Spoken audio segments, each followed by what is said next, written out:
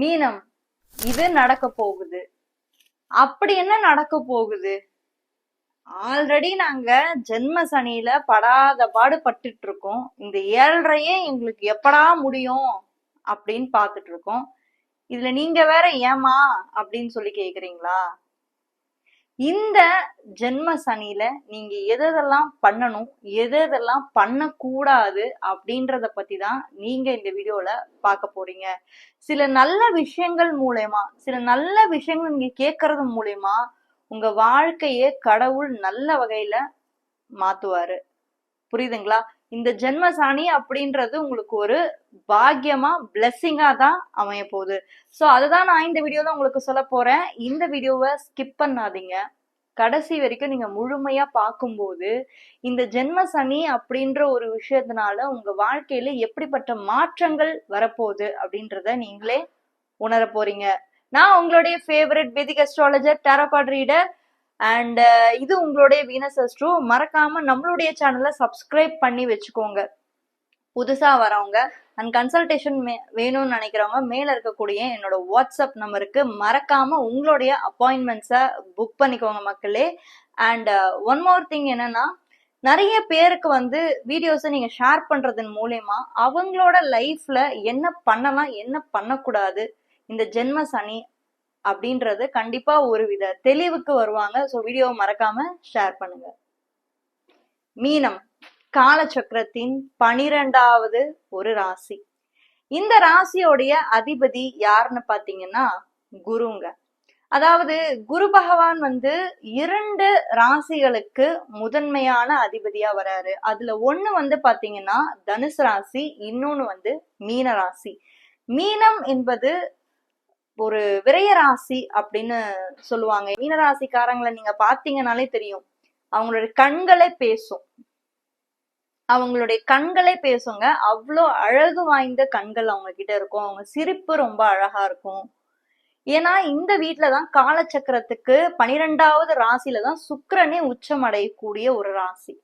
அப்போ அழக ரசிக்கக்கூடியவங்களா இருப்பாங்க, ரொம்ப அன்பானவங்களா இருப்பாங்க, ரொம்ப இயல்பான ஒரு கேரக்டர் வந்து இந்த மீன ராசி கிட்ட அதிகமாவே இருக்கும். ஸோ ரொம்ப ஹெல்பிங் மைண்ட் வந்து இந்த மீன ராசியில இருக்கவங்க கிட்ட நீங்க அதிகமாவே பார்க்கலாம்.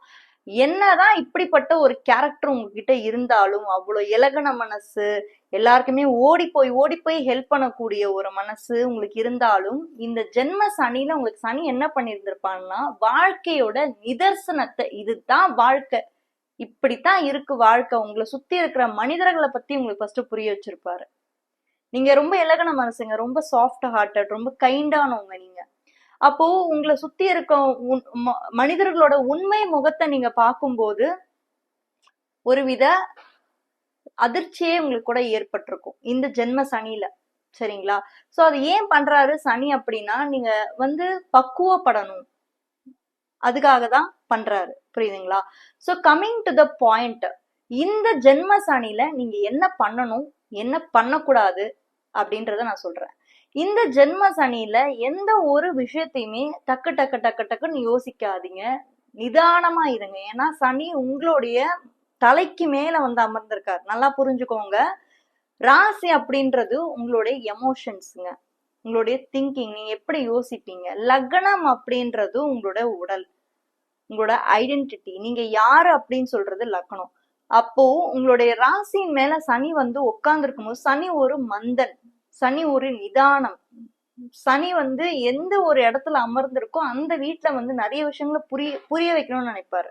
அவர் கெடுக்கிறது அவரோட பலன் தான் இருந்தாலும் நிறைய விஷயங்கள் நம்மளுக்கு புரிய வைக்கவும் பார்ப்பாரு. அப்ப ஜென்மம் அப்படின்ற ஒரு விஷயம் வரும்போது, இன்னும் இந்த பீரியட் முடியறதுக்கு இன்னும் 2 years இருக்குன்னு நினைக்கிறேன். கிட்டத்தட்ட இந்த வருஷம் மார்ச் மாசம் ஆரம்பிச்சாரு. சோ இன்னும் 2 yearsக்குள்ள அங்கதான் வந்து உட்கார்ந்துருக்காரு.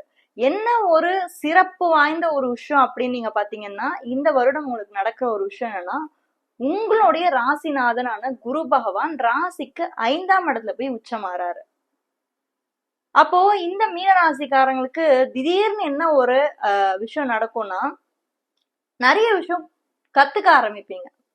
புதுசா ஏதாவது ஒரு பிசினஸ் ஸ்டார்ட் பண்ணலாமா, லாபம் கிடைக்குமா அப்படின்ற ஒரு தாட் ப்ராசஸ் எல்லாம் உங்களுக்குள்ள வரும். ஏன்னா இதுக்கு முன்னாடி நீங்க அடுத்தவங்களை நம்பி இருந்து நீங்க வந்து அதனால பட்ட கஷ்டங்களும் மன உளைச்சல்களும் போதுங்க.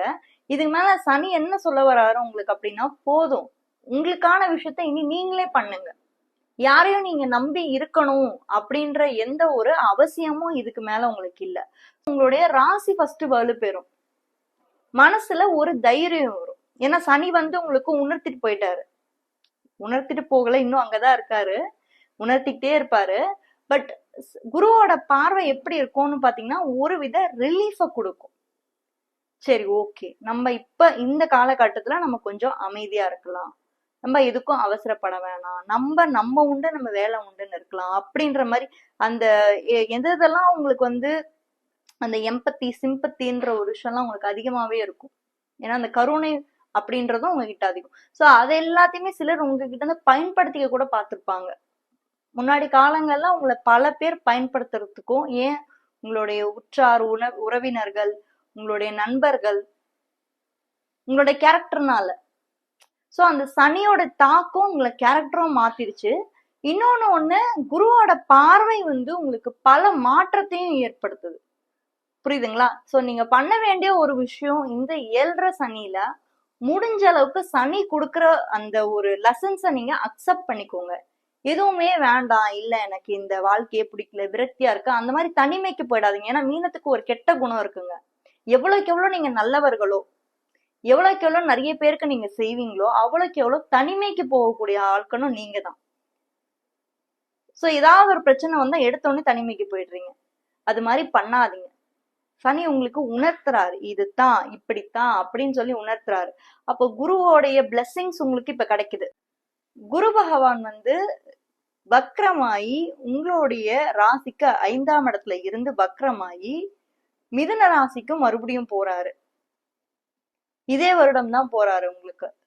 சோ குரு பகவானை பொறுத்த வரைக்கும், உங்களுடைய ராசிநாதனான குரு பகவான் பொறுத்த வரைக்கும் உச்சமாயி இருக்கிறது, எக்ஸால்டேஷன், ஹை லெவல் ஆஃப் எக்ஸால்டேஷன்ல இருக்கிறது நல்லது. சரிங்களா?